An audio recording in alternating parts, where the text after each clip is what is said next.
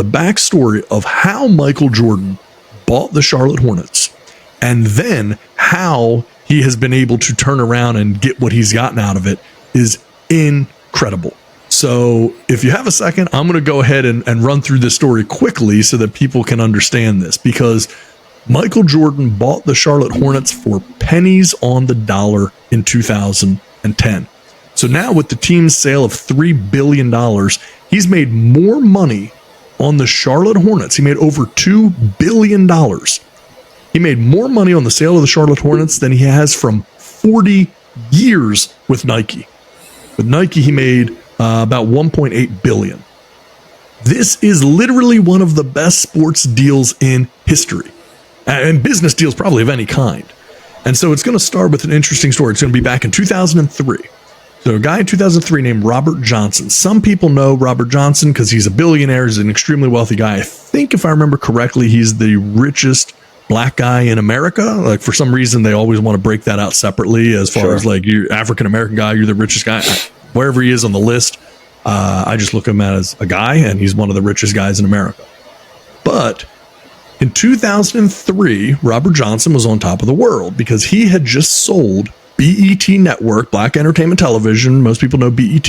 He sold that network for $3 billion back in 03. And he was the first. That's amazing, isn't it? 2003, he sold that thing for $3 billion.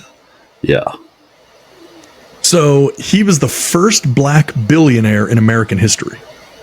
So he then paid a $300 million expansion fee to bring an NBA team to Charlotte. There was not an NBA team in Charlotte. He laid out a master plan, including launching a regional sports network with the team's television broadcast rights. Now, we see this all the time nowadays, but a lot of this stuff was still, kind of fairly new at that time. So he was going to launch a regional sports network. He was going to broadcast, and he'd own the rights and everything, but that didn't end up working. So the regional sports network failed after just one season. The team was losing $25 million a year. And so he ended up cutting all of the employees and, cutting costs and everything. And so he kept trying to downplay what was happening, telling fans that, as soon as they started winning, it'll solve everything. Like, we're going to get this thing on track and, it'd be fine. And that, honestly, that's the right strategy. I mean, we know this in sports, like winning cures all. Oh, yeah. If you're not selling tickets, start winning games. If you want to get TV rights up, you start winning, good things happen.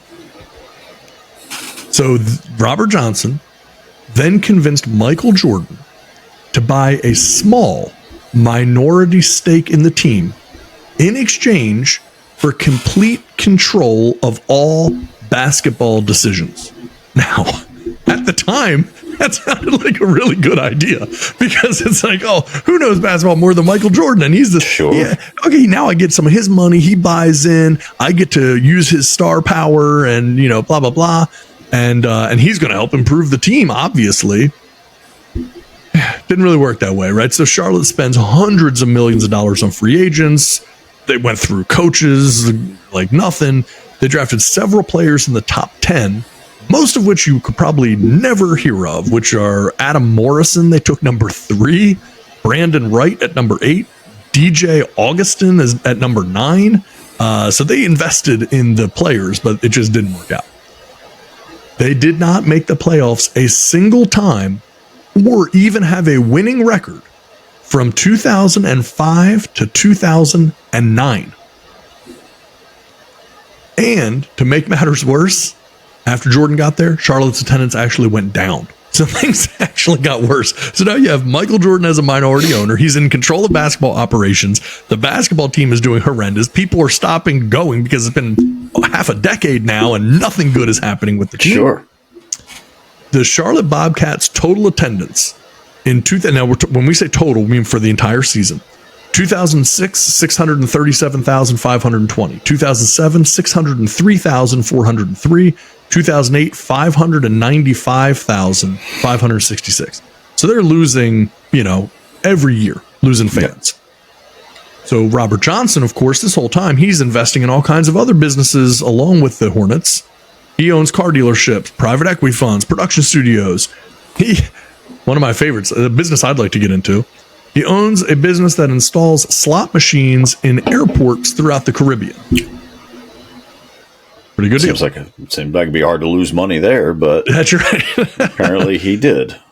And then, of course, the big one, as always seems to happen, he had a very costly divorce. And also, not unlike Michael Jordan, so I'm sure they bonded over that, because Jordan lost a whole lot of money to old Juanita back in the day when they got divorced.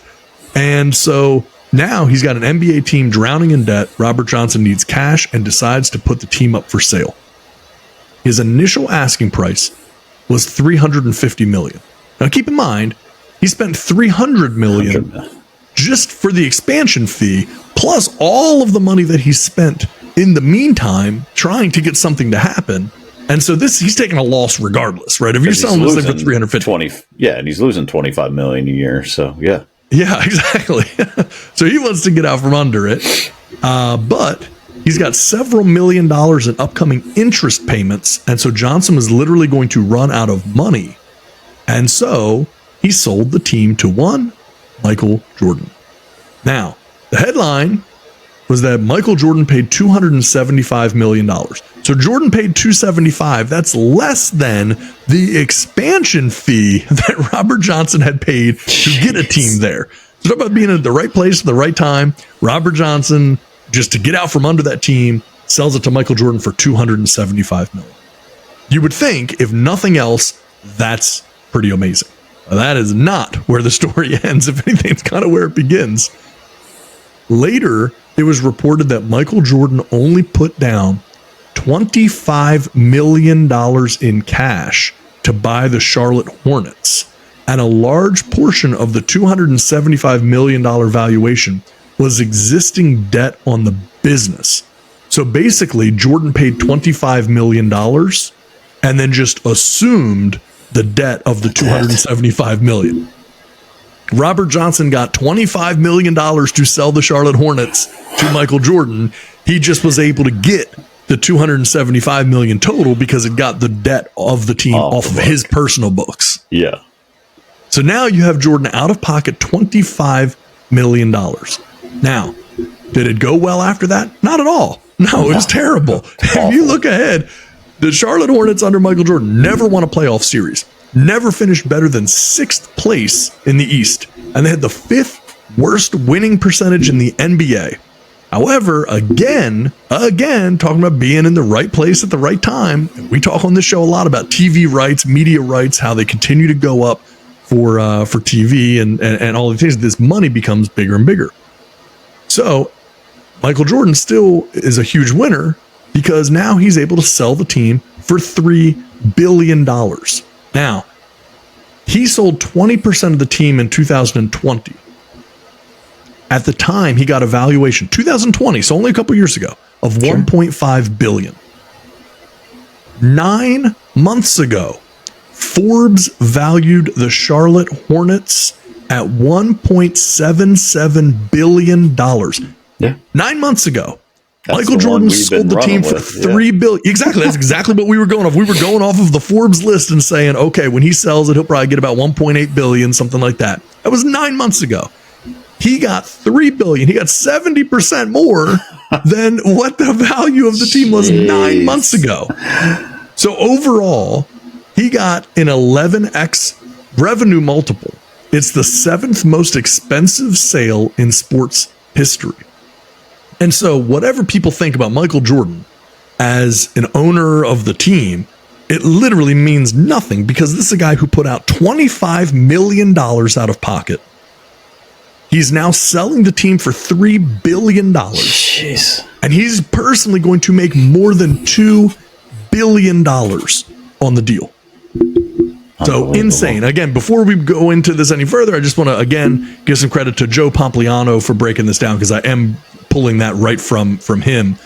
We had talked about it on this show previously, but not with that level of depth. So shout out to Joe for that. We'll have to have him on the show sometime. But now, is that nuts or what, man? That's nuts. Now, have you heard the reason Jordan is the new conspiracy theory as to why Jordan is selling? Do tell. Do tell. This dude has got himself in some more gambling debts and he needed the cash. I mean, look, that's always going to be the knee jerk reaction. That's where people are going to go no matter what. But I'm telling you, they are sticking to it. The stuff I've seen that people are like, yeah, this is more than likely what's happening. So, hey, we know about Phil Mickelson. We've talked about Phil Mickelson needing that live golf money because of his gambling debts, and we heard that from a lot of people that was the reason he didn't have a choice. He had to take that money just to pay off debts, and so you can't rule it out. No, I can't imagine. My tent guy here, local, who I take all my cars to get work done, he actually does a ton of stuff in South Florida during the wintertime. And he was actually heading down there. This was this past winter in January to work on Michael Jordan's new fishing boat. So nice. I don't know that necessarily money was ever an issue, but I mean, if you do have some gambling debt, how much debt would you have had to have racked up that you would need to sell your basketball team? He could have sold 10% of the team. I mean, with that valuation, 20, he sold 10%. Right? Yeah, he sold 20. He could have sold 10 more percent at a $3 billion valuation. 10% of $3 billion, it'd be $300 million that he'd have freed up. I'm pretty sure that would, unless your debt is like the GDP of Russia, chances are you're pretty good to be able to clear it out with selling a percentage of the team, and you still would retain ownership. Well, he's just getting out at the right time, man. It makes sense, man. Like you said, Joe Pompliano, it said literally the 5th worst winning percentage. Never finished higher than 6th. Never won a playoff series ever. Honestly, awful up until the last couple of drafts. They've hit on some, I think, some decent players, but it was one of those shows where we were going to talk about this, and I was actually going to break down all the people that Jordan passed on. We just never could get to it, but the list is, it's just incredible, the players that he passed on. To take Adam Morrison, number 3, I forget the guy's name. I won't have Chow. I can't remember. Was his GM for the longest time.